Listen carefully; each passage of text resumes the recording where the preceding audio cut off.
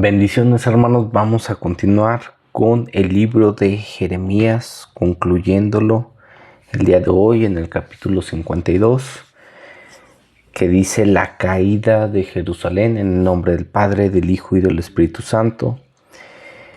La palabra del Señor dice, versículo 1, Sedequías tenía 21 años cuando comenzó a reinar. Reinó en Jerusalén 11 años. Su madre se llamaba Hamutal, hija de Jeremías, oriunda de Libna. Al igual que Joacim, Sedequías hizo lo malo ante los ojos del Señor, a tal grado que el Señor en su ira los echó de su presencia. Todo esto sucedió en Jerusalén y en Judá. Sedequías se rebeló contra el rey de Babilonia. En el año 9 del reinado de Sedequías, a los 10 días del mes 10, Nabucodonosor, rey de Babilonia, marchó con todo su ejército y atacó a Jerusalén. Acampó frente a la ciudad y construyó torres de asalto a su alrededor. La ciudad estuvo sitiada hasta el año 11 del reinado de Sedequías.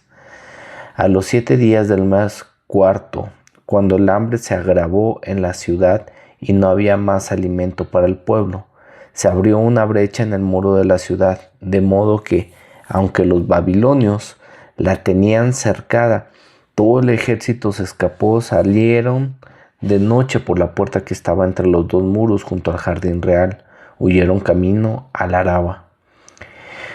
Pero el ejército babilonio persiguió al rey Sedequías hasta alcanzarlo en la llanura de Jericó. Sus soldados se dispersaron abandonándolo y los babilonios lo capturaron. Luego lo llevaron ante el rey de Babilonia, que estaba en Ribla, en el territorio de Hamat. Allí Nabucodonosor dictó su sentencia contra Sedequías.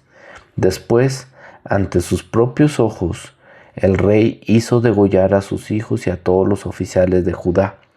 Luego mandó a que Sedequías le sacaran los ojos y le pusieran cadenas de bronce para llevarlo a Babilonia, donde permaneció preso hasta el día en que murió. A los 10 días del mes quinto del año 19 del reinado de Nabucodonosor, rey de Babilonia, su servidor Nabuzaradán, que era el comandante de la guardia, fue a Jerusalén y prendió fuego al templo del Señor, al palacio real y a todas las casas de Jerusalén, incluso a todos los edificios importantes. Entonces todo el ejército de los babilonios, bajo su mando, derribó todas las murallas que rodeaban la ciudad. Además, Nabuzaradán, comandante de la guardia, deportó a la gente que quedaba en la ciudad, es decir, a algunos de los pobres, al resto de los artesanos y a los que se habían aliado con el rey de Babilonia. Sin embargo, llegó a algunos de los más pobres para que se encargaran de los viñedos y de los campos. Los babilonios quebraron las columnas de bronce, las bases y la fuente de bronce que estaba en el templo del Señor, y se llevaron todo el bronce a Babilonia. También se llevaron las ollas, las tenazas, los cortapabilos, los tazones, la vajilla y todos los utensilios de bronce que se usaban para el culto. Además, el comandante de la guardia tomó las vasijas, los incensarios, los tazones, las ollas, los candelabros, los platos y fuentes para las ofrendas líquidas, todo lo cual era de oro y de plata. El bronce de las 2 columnas de la fuente, de los 12 toros de bronce que estaba debajo de la fuente y de las bases que el rey Salomón había hecho para el templo del Señor, era tanto que no se podía pesar. Cada columna medía 18 codos de alto por 12 codos de circunferencia y era hueca por dentro. El capitel de bronce que estaba encima de cada columna medía 5 codos de altura y estaba decorado alrededor con una red y con granadas de bronce. Las 2 columnas tenían el mismo adorno.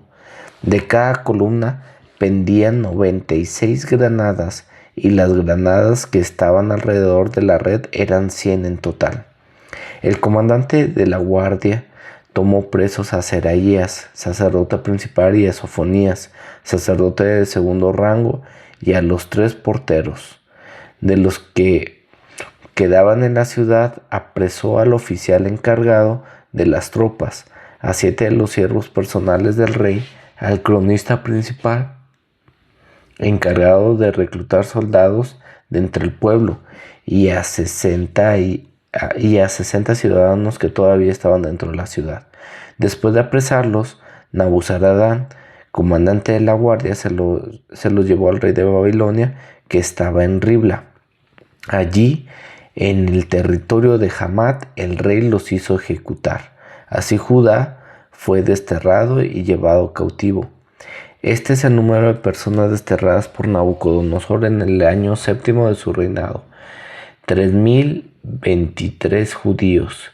En el año 18 de su reinado, 832 personas de Jerusalén. En el año 23 de su reinado, Nabuzaradán, el comandante de la Guardia Real, desterró a 745 judíos.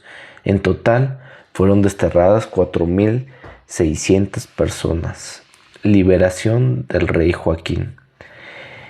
En el día 27 del mes deudécimo del año 37 del exilio de Joaquín, rey de Judá, Evil Merodach, rey de Babilonia, en el año 1 de su reinado, indultó a Joaquín y lo sacó de la cárcel. Lo trató amablemente y le dio una posición más alta que la de otros reyes que estaban con él en Babilonia. Joaquín dejó su ropa de prisionero y por el resto de su vida comió a la mesa del rey. Además, durante toda su vida y hasta el día de su muerte, Joaquín gozó de una pensión diaria que le proveía el rey de Babilonia. Hermanos, estamos concluyendo con el libro de Jeremías, un libro donde nos está hablando sobre un juicio que fue hacia Judá y de alguna manera cómo la misericordia del Señor la podemos ver y cómo nosotros podemos de alguna forma estarnos comparando con ese pueblo de Judá en ese momento, el cual cometió errores, no supo ir en la dirección correcta, hasta que Dios tuvo que confrontar de alguna manera y saber de que la misericordia que se veía en ese momento era un reflejo de la misericordia que ahora tenemos en Cristo Jesús.